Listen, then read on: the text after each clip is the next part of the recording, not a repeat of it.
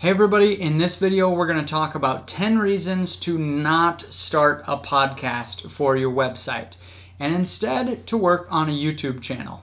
And at the end of this video, this guy doesn't even realize it, but he's going to be wearing the speech jammer and releasing the last episode of the Income School podcast. I didn't tell him that before we started recording. So let's get started. Why are we recommending that for most people we start a YouTube channel rather than a podcast in 2018? Number one reason are just the sheer numbers of people, okay? People listening to podcasts it's just a small group of people compared to people watching YouTube videos. Everybody knows YouTube. Everybody's on YouTube, watching YouTube, but very, very few people are actually listening to podcasts. Now, that's sad to say for me. I've been podcasting since 2006. I've released well over 1,000 podcast episodes on multiple different shows. I've had an extremely successful podcasting network, and I'm really grateful for what podcasting has done. Also, we listen to podcasts like crazy. Yeah. We love podcasts. So it pains me to say that, but the truth is, if I were to create either a podcast today or a YouTube video today, and I had to get it to 1 million downloads or 1 million views or listens, whatever you're going to call them, which one's more likely to hit 1 million? A podcast episode or a YouTube video? Everyone would have to agree it's way easier to do that with a YouTube video. No question. I've recorded YouTube videos with this dumb cell phone, just sitting here, just like press record and start, like generic video. That 100,000 views. I've never once had a podcast episode get to 100,000 downloads. And yeah, and that leads to really another reason why a YouTube channel is a better place, especially now for people with niche websites to start, is the equipment it takes. You know, if you're going to do a podcast and you're going to do it right and you're going to make it sound good, you're going to have to spend at least a few $100s on stuff, on equipment. Okay, another reason, and this one's huge for me, is when someone is watching your YouTube video, they're at a computer or they're, actively on their phone watching something. That's huge, because the benefit as a listener of a podcast is I'm driving, I'm exercising, I'm doing whatever, and I get to learn at the same time. But that's bad for the creator in a way, because one, you get it in their hands, but when you say, hey, I'm having a big sale, go do this, they're sweating it out on the treadmill. They're not going to stop and go driving to a computer. in the car or anything else. Next reason, YouTube videos last longer. Now, here's what I mean by that.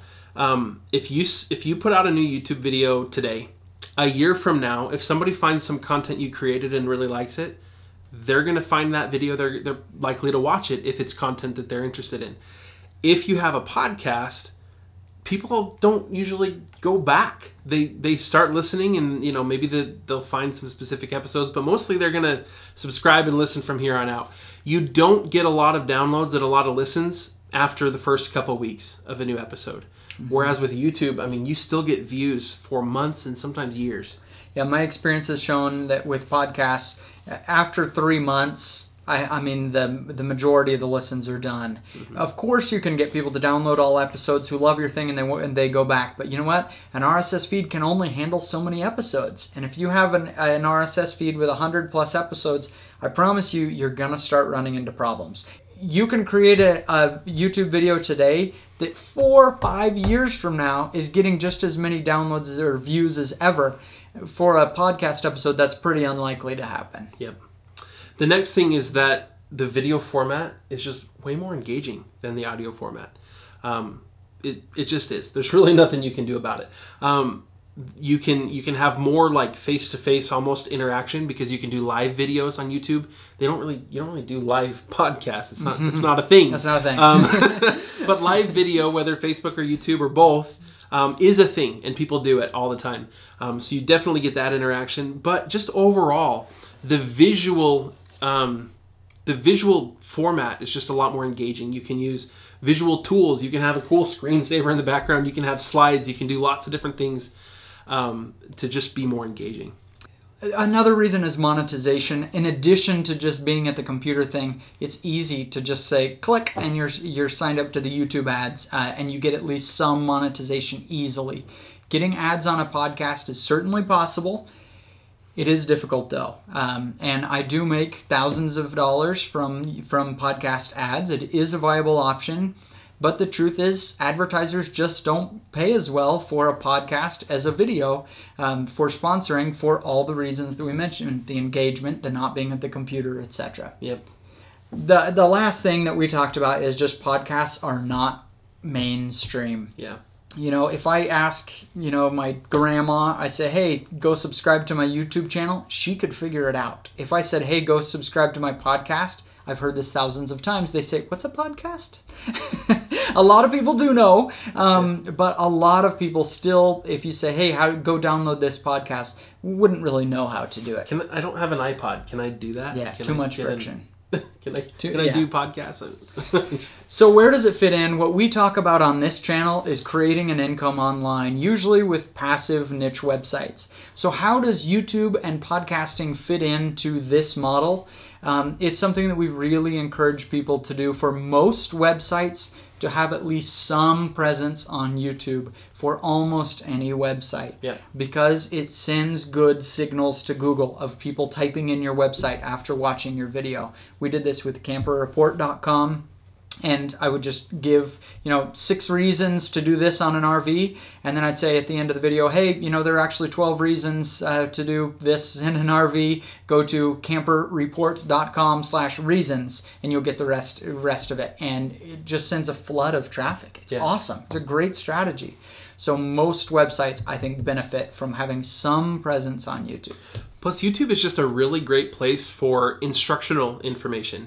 If you're going to show like a how-to, you can write about it, you can put pictures in an article, and that's really good, actually. A lot of people like to consume their content that way. But for a lot of other people, having kind of a walkthrough, how to do this. If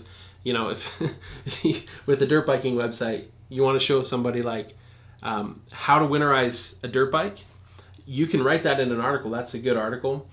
If you tried to describe how to do that in a podcast episode, a little hard. It wouldn't work. But you make a YouTube video showing, okay, here's how I remove the battery. Here's how I, put additive in the fuel or whatever, or empty the fuel, anyway, we're not going to go into that. But making that in a YouTube video and then, pointing people over to your website, like, now here's all the stuff you're going to need to do this. It's really simple. Just and go then it check makes it out. Searchable too. Yeah. If you make that video, how to winterize it, if you put that out as a podcast, it will never ever show up in a Google search result. Will your video? Very good chance. Yep. So to celebrate our new love for YouTube and kind of falling out with so we did have a podcast. It's been quite a while for Income School. But for all the reasons we mentioned, we've just moved all the way over to YouTube.